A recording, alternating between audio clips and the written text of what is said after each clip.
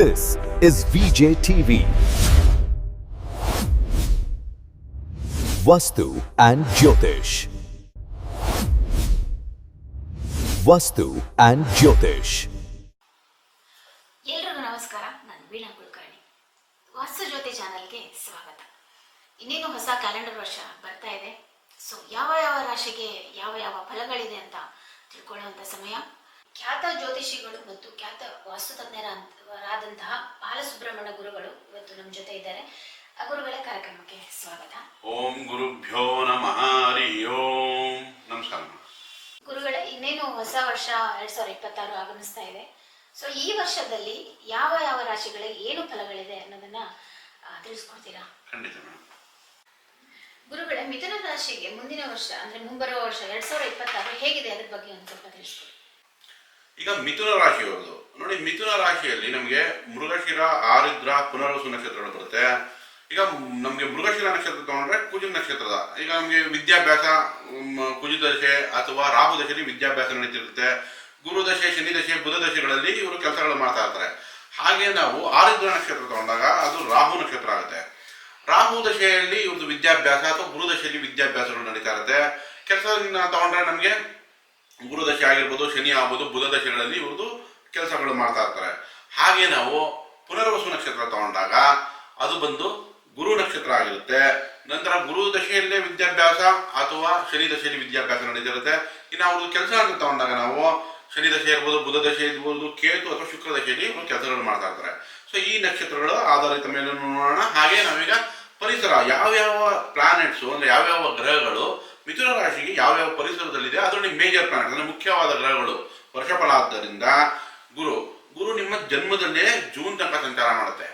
ಯಾವಾಗ ಜನ್ಮದಲ್ಲೇ ಸಂಚಾರ ಮಾಡ್ತಾ ಇರುತ್ತೆ ಜೂನ್ ತನಕ, ಅಥವಾ ಈಗ ಲಾಸ್ಟ್ 6 ತಿಂಗಳಿಂದ ಇದು ನಾವು ಕನ್ಫ್ಯೂಷನ್ ಇದೆ, ಅಂದ್ರೆ ಇತ್ಯರ್ಥ ಮಾಡಕ್ಕೆ ಅಂದ್ರೆ ತೀರ್ಮಾನ ತಗೊಳಕ್ಕೆ ಕಷ್ಟ ಆಗ್ತಾ ಇರುತ್ತೆ. ಸೊ ಇದು ಮಾಡಿದ್ರೆ ಸರಿನಾ ತಪ್ಪ ಈ ದ್ವಂದ್ವದಲ್ಲಿರುತ್ತೆ ಮನಸ್ಸು. ಜೂನ್ ನಂತರ ಗುರು ಯಾವಾಗ ಉಚ್ಚ ಸ್ಥಿತಿ ಅಂದ್ರೆ ಕುಟುಂಬ ಧನಭಾವದಲ್ಲಿ ಸಂಚಾರ ಮಾಡುತ್ತೋ ಆಗ ಇವರಿಗೆ ಶುಭ ಕಾರ್ಯಗಳಿಗೆ ಅನುಕೂಲ. ಮನೆ ಕಟ್ಟದಿದ್ರೆ, ವಿವಾಹಕ್ಕಾಗಲಿ ಅಥವಾ ವಧುವರ ಅನ್ವೇಷಣೆಗಾಗಲಿ, ಮದುವೆ ಹೊಂದಾಣಿಕೆಗಾಗಲಿ ಇಂಥದಕ್ಕೆ ತುಂಬಾ ಚೆನ್ನಾಗಿರುತ್ತೆ. ಜೂನ್ ನಂತರ ಕೆಲಸ ಕಾರ್ಯಗಳಿಗೂ ಅಭಿವೃದ್ಧಿಗೂ ಚೆನ್ನಾಗಿರುತ್ತೆ.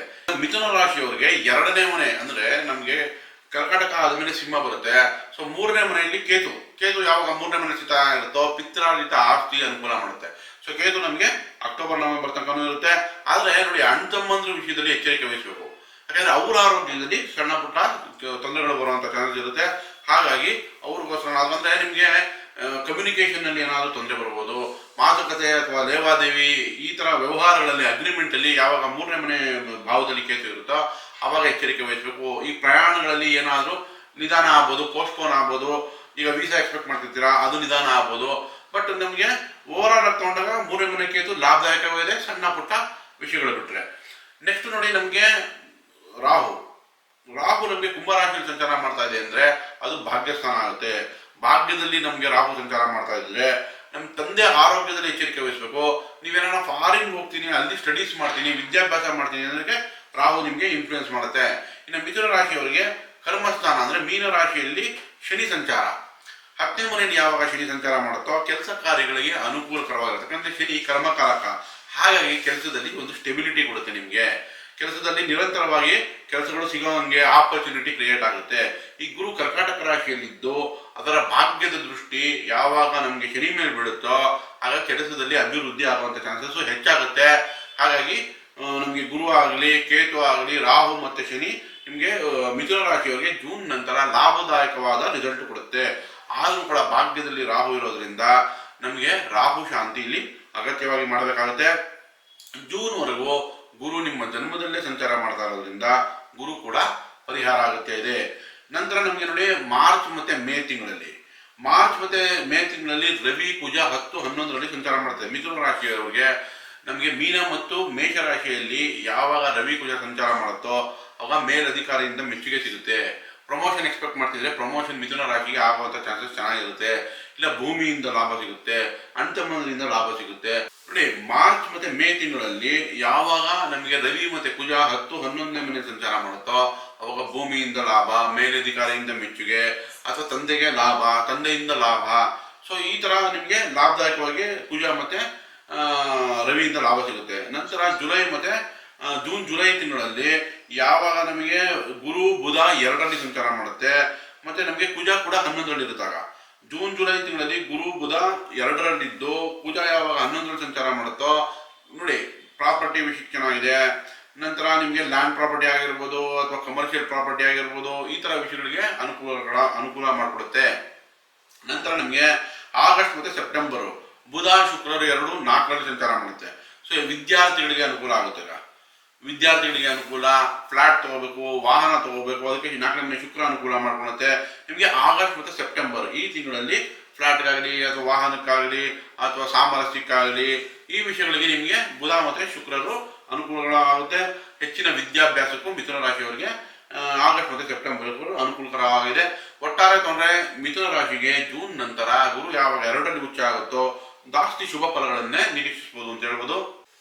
ಗುರುಗಳೇ, ಮಿಥುನ ರಾಶಿಯವರಿಗೆ 9ನೇ ಮನೆಯಲ್ಲಿ ರಾಹು ಇದೆ ಅಂತ ಹೇಳ್ತಾ ಇದ್ದೀರಾ. ಸೊ ಅವ್ರಿಗೆ ಏನೇನು ಪರಿಹಾರಗಳನ್ನು ಸೂಚಿಸ್ತೀರಾ ನೀವು? ನೋಡಿ, 9ನೇ ಮನೆಯಲ್ಲಿ ರಾಹು ಇದೆ ಅಂತಂದ್ರೆ ನಮ್ಮ ಭಾಗ್ಯದಲ್ಲಿ ರಾಹು ಇದೆ ಅಂತ.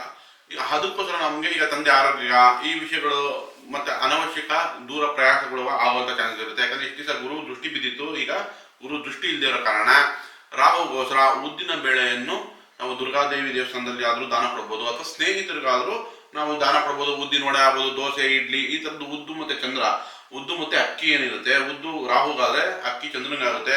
ಸೊ ಹಾಗಾಗಿ ಉದ್ದಿನ ವಡೆ ಆಗ್ಬೋದು ಅಥವಾ ದೋಸೆ, ಇಡ್ಲಿ ಇಂಥದ್ದು ಸ್ನೇಹಿತರು ಕೊಡಿಸಿದ್ರು ನೀವು ಅದು ಪರಿಹಾರ ಆಗುತ್ತೆ. ರಾಹುಗೆ ದುರ್ಗಾದೇವಿ ಆರಾಧನೆ ಮಾಡೋದ್ರಿಂದ ಆಗುತ್ತೆ. ಅಥವಾ ನೀವು ಒಂದು ಅಕ್ಟೋಬರ್ ತನಕ ಯಾವಾಗ ಬದಲಾವಣೆ ಆಗುತ್ತೆ ಅಲ್ಲಿ ತನಕನೂ ನೀವು ನಂತರ ಅಷ್ಟಮಕ್ಕೆ ಹೋಗುತ್ತೆ.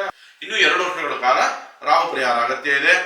ರಾಹುಗೋಸ್ಕರ ಅರ್ಧಕಾಯಂ ಮಹಾವೀರ್ಯಂ ಚಂದ್ರಾದಿತ್ಯ ವಿಮರ್ಧನಂ ಸಿಂಹಿಕಾ ಗರ್ಭ ಸಂಭೂತಂ ತಂ ರಾಹುಂ ಪ್ರಣಮಾಮ್ಯಂ ಈ ಮಂತ್ರಗಳು ಹೇಳೋದು ಅಥವಾ ಅಷ್ಟೋತ್ತರಗಳು ಹೇಳೋದು ರಾಹುದು ಅಥವಾ ದುರ್ಗಾ ಅಷ್ಟೋತ್ತರಗಳು ಹೇಳೋದ್ರಿಂದ ಕೂಡ ರಾಹು ಪರಿಹಾರ ಆಗುತ್ತೆ. ಹಾಗೆ ಜೂನ್ ತನಕ ಯಾವಾಗ ಮಿಥುನ ರಾಶಿ ಅಂದ್ರೆ ಜನ್ಮದಲ್ಲೇ ಗುರು ಸಂಚಾರ ಮಾಡ್ತಾ ಇರೋದ್ರಿಂದ ನೀವು ಹಳದಿ ಧೋತಿ ಅಥವಾ ಹಳದಿ ಪಂಚೆಯನ್ನು ಗುರು ಹಿರಿಯರಿಗೆ ದಾನ ಕೊಡೋದಾಗಲಿ ಅಥವಾ ಕಡಲೆಯಿಂದ ಉಶ್ಲಿ ಮಾಡಿ ಅದನ್ನ ಶಿವನ ದೇವಸ್ಥಾನದಲ್ಲಿ ಭಕ್ತಾದಿಗಳಿಗೆ ಹಂಚೋದ್ರಿಂದ ಗುರು ಶಾಂತಿ ಆಗುತ್ತೆ. ನಂತರ ಜೂನ್ ನಂತರ ಗುರು ಧನಭಾವ ಕುಟುಂಬದಲ್ಲಿ ಸಂಚಾರ ಮಾಡೋದ್ರಿಂದ ನಿಮ್ಗೆ ಅನುಕೂಲಗಳು ಗುರುವಿಂದ ಖಂಡಿತ ಜೂನ್ ನಂತರ ಆಗುತ್ತೆ. 2026ರ ದ್ವಾದಶ ರಾಶಿಗಳ ಬಗ್ಗೆ ಇಷ್ಟೊತ್ತವರೆಗೂ ನಾವು ತಿಳ್ಕೊಂಡ್ವಿ. ಈ ಎಲ್ಲ ಮಾಹಿತಿಗಳು ವಾಸ್ತು ಜ್ಯೋತಿ ಯೂಟ್ಯೂಬ್ ಚಾನಲ್ ಅಲ್ಲಿ ಲಭ್ಯವಿದೆ. ನೀವು ಲಿಂಕ್ ಅನ್ನು ಶೇರ್ ಮಾಡ್ಬೋದು, ಸಬ್ಸ್ಕ್ರೈಬ್ ಮಾಡ್ಬೋದು. ಹಾಗೆ ಕೆಳಗಡೆ ಬರ್ತಕ್ಕಂತಹ ಸಂಖ್ಯೆಯನ್ನ ನೋಟ್ ಮಾಡ್ಕೊಳ್ಳಿ. ಇದರಿಂದ ನೀವು ಗುರುಗಳನ್ನ ನೇರವಾಗಿ ಸಂಪರ್ಕಿಸಬಹುದು. ಧನ್ಯವಾದಗಳು.